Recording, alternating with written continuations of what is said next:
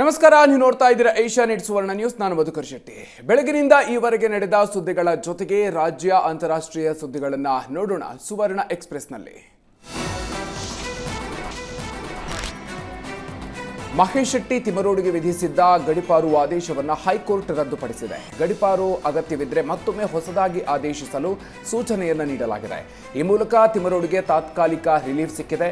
ಕಾನೂನು ಪ್ರಕಾರ ಆದೇಶ ಮಾಡಲು ಎಸಿಗೆ ಹೈಕೋರ್ಟ್ ಅವಕಾಶ ನೀಡಿದೆ. ಅಪರಾಧ ಚಟುವಟಿಕೆ ಆರೋಪದಡಿ ತಿಮರೋಡಿಯನ್ನ ಗಡಿಪಾರು ಮಾಡಲಾಗಿತ್ತು. ಈಗ ಗಡಿಪಾರು ಕೇಸ್ನಲ್ಲಿ ಮಹೇಶ್ ಶೆಟ್ಟಿ ತಿಮರೋಡಿಗೆ ತಾತ್ಕಾಲಿಕ ರಿಲೀಫ್ ಸಿಕ್ಕಿದೆ. ಅಗತ್ಯ ಇದ್ದಲ್ಲಿ 15 ದಿನದ ಒಳಗಾಗಿ ಹೊಸ ಆದೇಶಕ್ಕೆ ನ್ಯಾಯಾಧೀಶ ಸೂರಜ್ ಗೋವಿಂದರಾಜು ಪೀಠದಿಂದ ಸೂಚನೆಯನ್ನು ನೀಡಲಾಗಿದೆ.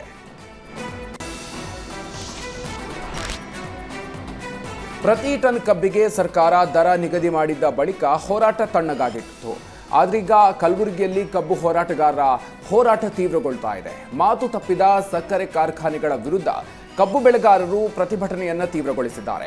ಕಲಬುರಗಿ ಜಿಲ್ಲಾಧಿಕಾರಿ ಕಚೇರಿಯ ಎದುರು ರಸ್ತೆಯನ್ನು ತಡೆದು ರೈತರು ಪ್ರತಿಭಟನೆಯನ್ನು ಮಾಡುತ್ತಿದ್ದಾರೆ. ಪ್ರತಿ ಟನ್ ಕಬ್ಬಿಗೆ 3,160 ರೂಪಾಯಿ ಕೊಡೋದಾಗಿ ಹೇಳಿದ ಕಾರ್ಖಾನೆಗಳು 2-3 ದಿನಗಳಲ್ಲೇ ಉಲ್ಟಾ ಹೊಡೆದಿವೆಯಂತೆ. ಪ್ರತಿ ಟನ್ ಕಬ್ಬಿಗೆ 3,000 ರೂಪಾಯಿ ಕೊಡ್ತೀವಿ ಅಂತ ಇದ್ದಾರೆ.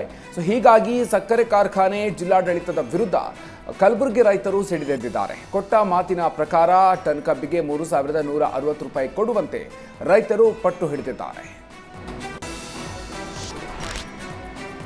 ಬಿಹಾರ ಚುನಾವಣೆ ಮುಗಿತಾ ಇದ್ದಂತೆ ಕಾಂಗ್ರೆಸ್ನಲ್ಲಿ ಚಟುವಟಿಕೆಗಳು ಗರಿಗೆದರಿವೆ. ಒಂದು ಕಡೆ ಡಿಕೆ ಬ್ರದರ್ಸ್ ನಾಯಕತ್ವ ಬದಲಾವಣೆಗೆ ಪಟ್ಟು ಹಿಡಿದ್ರೆ, ಇನ್ನೊಂದೆಡೆ ಸಿದ್ದರಾಮಯ್ಯ ಟೀಮ್ ಸಂಪುಟ ಪುನಾರಚನೆಗೆ ಪಟ್ಟು ಹಿಡಿದಿದೆ. ಕಳೆದ 3-4 ದಿನಗಳಿಂದ ಡಿಸಿಎಂ ಡಿಕೆ ಶಿವಕುಮಾರ್ ದೆಹಲಿಯಲ್ಲೇ ಬೀಡು ಬಿಟ್ಟಿದ್ರು. ಈ ಒಂದು ತಿಂಗಳಲ್ಲೇ ಅಧಿಕಾರ ಹಂಚಿಕೆಗೆ ಡಿಸಿಎಂ ಡಿಕೆ ಶಿವಕುಮಾರ್ ಪಟ್ಟು ಹಿಡಿದಿದ್ದಾರೆ ಅನ್ನೋ ಮಾಹಿತಿ ಕೇಳಿ ಬರ್ತಾ ಇದೆ. ಜೊತೆಗೆ ಸಂಪುಟ ಪುನಾರಚನೆ ಆಗಲೇಬೇಕು ಎಂದಿರುವ ಸಿದ್ದರಾಮಯ್ಯ ಕೂಡ ಇಂದು ದೆಹಲಿ ತಲುಪಿದ್ದಾರೆ. ಸಂಜೆ 6:30ಕ್ಕೆ ಸಿದ್ದರಾಮಯ್ಯ ಕೂಡ ಮಲ್ಲಿಕಾರ್ಜುನ ಖರ್ಗೆ ಅವರನ್ನ ಭೇಟಿ ಮಾಡ್ತಿದ್ದಾರೆ. ಇನ್ನು ಸಿದ್ದರಾಮಯ್ಯ ದೆಹಲಿಗೆ ಬರ್ತಿದ್ದಂತೆ ಡಿಸಿಎಂ ಡಿಕೆ ಶಿವಕುಮಾರ್ ಬೆಂಗಳೂರಿನತ್ತ ವಾಪಸ್ ಆಗಿದ್ದಾರೆ. ಅಧಿಕಾರ ಹಂಚಿಕೆ ಯುದ್ಧದ ಮಧ್ಯೆ ಕಾಂಗ್ರೆಸ್ನಲ್ಲಿ ಸಚಿವಾಕಾಂಕ್ಷಿಗಳು ಲಾಬಿ ನಡೆಸ್ತಾ ಇದ್ದಾರೆ. ಸಚಿವ ಸ್ಥಾನ ಪಡೆದುಕೊಳ್ಳೋದಕ್ಕೆ ನಾಯಕರು ಸಿದ್ದರಾಮಯ್ಯ ಅವರ ದುಂಬಾಲು ಬಿದ್ದಿದ್ದಾರೆ. ಸಿಎಂ ದೆಹಲಿಗೆ ಹೋಗುವ ಮುನ್ನ ಆಪ್ತರ ಜೊತೆಗೆ ಸಭೆಯನ್ನ ನಡೆಸಿದ್ರು. KN Rajanna, HM Revanna, Pradeep Eshwar, Ashok Ponnanna, Kashappanavar, BR Patil ಜೊತೆಗೆ ಚರ್ಚೆಯನ್ನು ಮಾಡಿದ್ರು. ಸಂಪುಟ ಪುನಾರಚನೆ ಆದರೆ ಅವಕಾಶವನ್ನು ನೀಡುವಂತೆ ಸಿಎಂ ಮೇಲೆ ನಾಯಕರು ಒತ್ತಡವನ್ನು ಹೇರಿದ್ರು. ಮತ್ತೆ ಸಂಪುಟಕ್ಕೆ ಸೇರಿಸಿಕೊಳ್ಳುವಂತೆ ಕೆಎನ್ ರಾಜಣ್ಣ ಮನವಿ ಮಾಡಿದ್ದಾರೆ.